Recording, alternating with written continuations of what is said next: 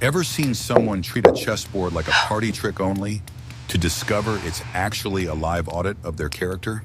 Give me a minute, because this little joke in a Beverly Hills mansion turns into a precision takedown no one in the room can debug.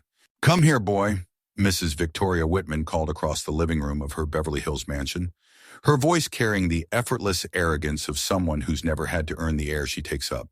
"How about you show us how you play chess in the slums?" The words weren't just cruel, they were calibrated, delivered like entertainment for the benefit of her guests. Executives in tailored suits, politicians with perfect smiles, and their spouses floating behind crystal champagne flutes as if real life was something that happened to other people.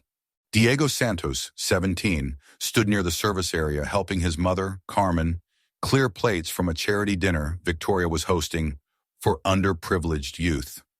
The irony of that sentence, underprivileged youth, serving canapes at a fundraiser for themselves, was the kind of hypocrisy rich rooms run on like hidden wiring.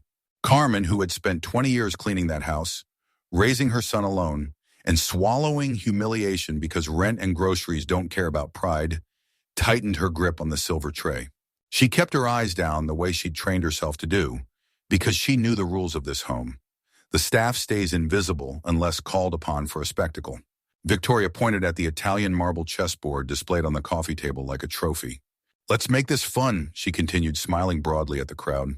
"It'll be adorable to see what he can do against someone who has actually studied the game." A man named Hamilton, owner of multiple hotel chains, the type who liked calling everything a portfolio, leaned toward his wife with a smirk. "Bet he doesn't even know knights move in an L," he whispered, loud enough for laughter to ripple. The Santidera of polishing floors and swallowing comments had taught her how to stand still while her insides screamed. But this wasn't a joke at her expense. This was her child, reduced to a prop so Victoria could feel bigger in front of people who lived for status. "Carmen," Victoria added with fake sweetness, "you can stop serving for a few minutes. I want you to watch your son play. It'll be educational for both of you." Diego didn't move right away. He stood quietly, eyes scanning not just the board, but the faces around it. At 17, he had already learned something every good engineer and every kid from a hard background learns early. The loudest people are often compensating for weak design, and silence reveals the true architecture of a room. He saw the assumptions stacked like fragile towers: black kid, maid son, scholarship target, charity case, built on nothing but bias and comfort. And beneath the smugness, he noticed something else too. These adults believed the world operated on the same rules everywhere, that money made them right by default. Diego's posture shifted slightly, almost imperceptible. A calm settled over him that made a few guests stop laughing without knowing why. His fingers flexed once, as if he were moving pieces on an invisible board. "Of course," Mrs. Whitman, Diego said evenly, with a calm that didn't ask permission and didn't offer apology. "It would be my pleasure." Victoria's smile widened. She sank into a leather armchair like a queen about to watch gladiators. "Excellent. I bet you've never played on a board like this," she said, running a manicured finger along the marble edge. Genuine Italian craftsmanship. Each piece worth more than, well, a state representative named Jennifer Mill's sharp eyes, political instincts always running shifted uncomfortably near the window. "Victoria," she said carefully, "are you sure this isn't cruel? The boy will be humiliated." "Nonsense," Victoria snapped, adjusting diamond earrings. "Experience. He'll tell his friends he played chess in a real mansion." What Victoria didn't know, what she was about to learn in the worst possible way, was that Diego had been studying the game for 8 years with the focus of someone who needed excellence. Not as a hobby, but as leverage. While other kids played video games, he borrowed chess books from the public library until the spines cracked. He watched legendary matches on a battered computer he'd repaired himself with scavenged parts, pausing and rewinding endgames the way an engineer replays a failure trace. In the quiet early mornings while Carmen left for double shifts, Diego ran openings and tactics in his head like simulations. Sicilian variations, endgame table bases, positional themes. He didn't have a coach. He had pattern recognition, grit, and time stolen from sleep. He could name openings most people had only heard as trivia. More importantly, he understood why positions worked. Principles, trade-offs, constraints, because that's what happens when you learn from necessity instead of ego. Victoria arranged the pieces theatrically, making sure everyone watched, then sat with the white side as if it were a birthright. I always play white, she declared. Family tradition. Diego nodded, quietly setting up black with the precision of someone aligning instruments. Each piece centered perfectly. No fidgeting, no uncertainty. Hamilton's smile faded half a notch. Victoria looked up at her audience. Let's make it interesting. If the boy gives me even one scare, I'll donate $1,000 to, oh, I don't know, some public school. Laughter returned, but Diego looked up and smiled. A small, controlled smile that didn't reach his eyes. Carmen felt a chill because she recognized that expression. It was the same look Diego had worn at 12 when he'd walked into a math competition and listened to other kids underestimate him. The same look he wore when someone mistook quiet for weakness. Victoria opened with 1-4 and sat back smugly. Classic, she said. We learned this at Harvard. Diego responded instantly. 1 C5, the Sicilian defense. The room didn't know what to do with that. The laughter stuttered and died. That wasn't a random pawn shove. That was theory. Mills leaned forward slightly. Interesting, she murmured. Victoria hesitated just long enough for Diego to measure what kind of player she was. Someone with memorized fragments, not understanding. She played 2.F3 like she was following a recipe. Diego continued development with quiet purpose. Carmen stood in the corner, hands clasped, heart pounding. She'd seen Diego play in parks and at the community center, but this was different. This wasn't just chess. It was her son being targeted, then responding with confidence that exposed the targeting itself. Victoria made a timid move, then tried to regain narrative control. Our little boy is moving too fast, she said to the guests. In real chess, you think? Diego paused for a moment, not because he needed to, but because he understood people. He let them believe speed meant carelessness. Then he played a move that signaled something deeper building under the surface, a structure that would reveal itself several turns later. Hamilton's brow furrowed. He'd played in college decades ago, not at a high level, but enough to recognize shapes. Victoria, he whispered, uneasy. That's a dragon setup. A what? She snapped, irritated that anyone was interrupting her show.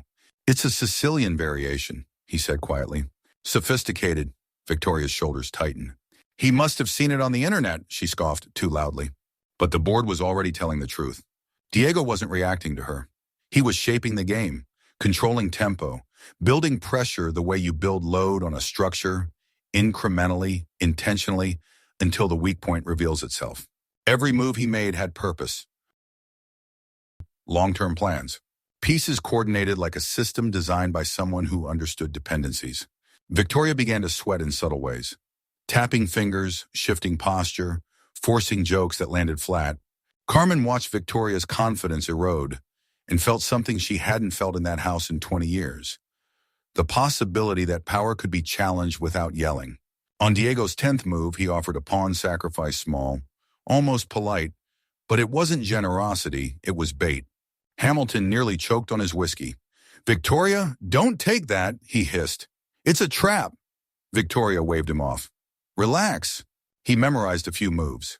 I'll be done in 5 minutes. That's when Diego stood up, not dramatically, just calmly, and walked to his mother. In the sudden hush, his voice was low but clear. Mom, he said, remember when you told me one day I'd show people who we really are? Carmen's eyes filled. She remembered the night he turned 15, when she couldn't afford a cake, and he'd found her crying quietly in the kitchen. He hadn't offered fantasies. He'd offered a plan. I'm going to build a life that no one can take from us. Mills watched that exchange and said softly, almost to herself, that boy has more class than this entire room. Victoria snapped, can we continue? I have other commitments. Diego returned to the board, but now he wasn't the maid's son participating in a joke. He was a young man carrying years of sacrifice like quiet armor. His next move created a double threat so clean it looked inevitable. Protect one side and you lose the queen. Protect the queen and your king gets boxed in with no escape route. Victoria stared, finally studying the position like she should have from the start. That can't be right, she muttered, voice tight. Hamilton leaned in, almost grim. Victoria, you're being outplayed. Badly around the room, the energy changed. The politicians stopped sipping. The donors stopped chatting. The people who'd been smiling at Victoria out of habit were now watching the board with the focus of people witnessing something real. Victoria made a desperate move, trying to wriggle free, but Diego had already calculated it several turns earlier. Check. he said simply, sliding his queen into a position that offered multiple winning continuations. The silence that followed was heavy enough to feel. Victoria looked at the board, then at Diego, then back again as if the pieces might rearrange out of pity. Her hands trembled. Not fear exactly, but rage at losing control of a room she believed belonged to her. "You must have seen that sequence somewhere," she said sharply. "No one learns that alone." Diego's expression softened into the first real smile of the night, not smug, just honest. "You're right, ma'am. I learned it from Kasparov." "Kasparov taught you?" Hamilton blurted, incredulous. "Not personally," Diego said, moving another piece, tightening the net. "But I studied his games. 1,833 of them in documented databases. This pattern shows up in the 1984 World Championship Game 23. Different position, same principles. That did something to the room. Not because it was flashy, but because it was precise. The kind of detail only comes from real work." Carmen stepped forward before Diego could finish, voice steady, no longer small. "My son woke up at 5 in the morning to study before school," she said. "He walked miles to the library because we couldn't afford internet. When I worked double shifts, he stayed up solving problems by flashlight when our electricity was cut if eyes dropped." A few guests looked away, suddenly aware of how ugly their laughter had been. Diego placed the final move gently, like closing a circuit. "Checkmate." Victoria froze. 15 seconds ticked by on an absurdly expensive wall clock. Her fingertips touched her fallen king, as if she could undo reality by touching it. That was luck," she whispered, voice cracking. Hamilton stood, no longer trying to be polite. "Victoria, that was not luck. He just executed a line most casual players can't even recognize." Mills, the politician, lifted her phone, then stopped, not to exploit the moment, but because she realized the story wasn't the checkmate. It was what the checkmate revealed. Victoria suddenly snapped, standing so fast a few pieces toppled. "I don't accept this. Something's wrong. Someone trained him specifically to humiliate me in my own home." Diego stayed calm, watching her like an adult watching a child throw a tantrum. "Would you like a rematch?" he asked evenly. "I can play anyone here, or all of you at once if you like." A nervous murmur ran through the guests. The offer sounded impossible, and after what they'd just seen, nobody wanted to test whether it was. Victoria's face reddened. "You're being arrogant," she spat. "A boy like you doesn't speak to his superiors that way."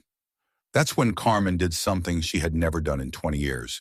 She looked Victoria in the eye without lowering her head. "Mrs. Whitman," she said, voice firm, "my son isn't arrogant, he's accurate, and we aren't beneath you. We're working people. The difference is, we've learned to earn what we have." Victoria's lips parted, stunned by the shift in power. "Have you forgotten your place?" she hissed. Carmen shook her head. "No, I remembered my worth." The room felt like it had reached a breaking point, not loud but irreversible. Hamilton cleared his throat. "Victoria, maybe you should acknowledge he's talented." "Talented?" she scoffed, voice brittle.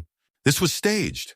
Diego stepped forward, and when he spoke, it wasn't teenage defiance, it was mature clarity. "Mrs. Whitman, I wasn't trained to humiliate you. I studied chess because I respected the game. I believe talent doesn't have a zip code or a skin color or a last name. When you invited me to play, I thought you wanted a real match. Now I understand you wanted a show." He looked around the room. But here's the thing about chess and about life. If your strategy depends on someone else being small, it's not strategy. It's insecurity. Mills finally spoke, measured and direct.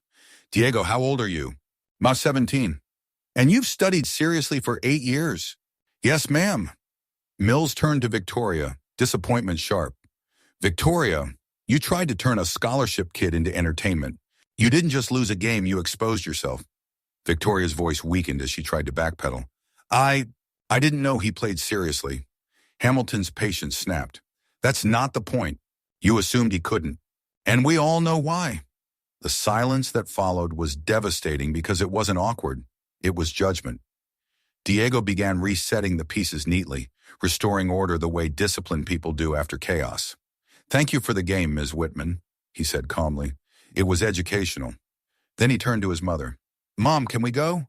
I have school tomorrow." Carmen nodded. She untied her apron, folded it, and for the first time walked toward the door like she belonged anywhere she chose to stand. Before leaving, she looked back once. "Thank you for showing me," she said quietly, "that my son deserves better rooms than this." As they reached the doorway, Mills called out, "Diego, are you interested in scholarships? I know universities that would love to meet someone with your talent." Diego paused and smiled this time, a genuine smile that carried relief more than triumph. "Yes, ma'am." Mills handed him her card. "Call me Monday." Victoria stood motionless, watching control drain out of her own home. One by one, guests began to leave, no longer charmed, offering curt goodbyes and glances that weren't admiration anymore. Hamilton was among the first. "I think I'll go," he muttered. The mansion, so full an hour earlier, emptied fast. Victoria was left staring at the board, at the white king that had fallen, and at the uncomfortable truth that her arrogance had finally met something stronger than wealth: competence. Outside, under the clean Beverly Hills night sky, Diego walked beside his mother, her hand resting lightly on his shoulder like she needed to confirm he was real. In his pocket was Mills's card, and in his mind was something even bigger than a win and updated model of what was possible. Months later, Diego stepped onto a university campus on a full scholarship to study engineering. Not because someone saved him, but because he'd built the skills that made ignoring him impossible. The story of that night spread, and Victoria learned the hardest lesson of her life. Not that she lost at chess, but that she lost the room, her reputation, and her illusion of superiority, all because she tried to turn a human being into a joke. Diego didn't chase revenge. He built forward mentoring younger kids, starting a community chess and STEM program, using the same discipline that mastered openings and endgames to help others design better futures. Because the best answer to prejudice isn't rage, it's undeniable excellence paired with character. And if you've ever been in a room where someone assumed you didn't belong, you already know why this story hits. The board doesn't care who your mother works for, the math doesn't care who laughs, and real skill earned the hard way eventually forces the world to update its assumptions whether it wants to or not.